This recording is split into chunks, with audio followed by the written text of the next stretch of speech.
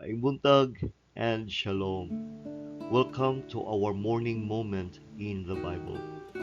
Ang atong devotion makita karon dinhi sa Book of Psalm, chapter 118, verse number 24. Kini ang adlaw nga sa Ginoo gihimo. Kita magkalipay ug magmaya dinhi niini. Higala igsuon, wake up with praises in your hearts.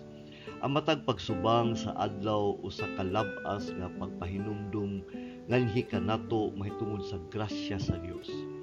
Sa diha nga ang atong pilion nga atong sugdan ang adlaw inubanan sa pagdaig, atong giliso atong atensyon nga gikan sa mga suliran ngadto sa Dios nga mao ang magsusulbad sa mga problema nato.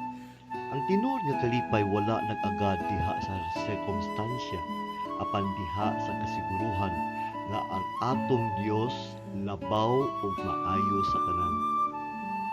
Ang pagmaya ug ang pagsugod sa adlaw pinaagi sa pagmaya makapahimaya ug makadaig sa Dios ug magpuno sa atong kasing-kasing ug gratitude and trust. Busa igsuon pagkalipay diha sa Ginoo kay maayo siya. Ug kana ang atong morning moment in the Bible. God bless.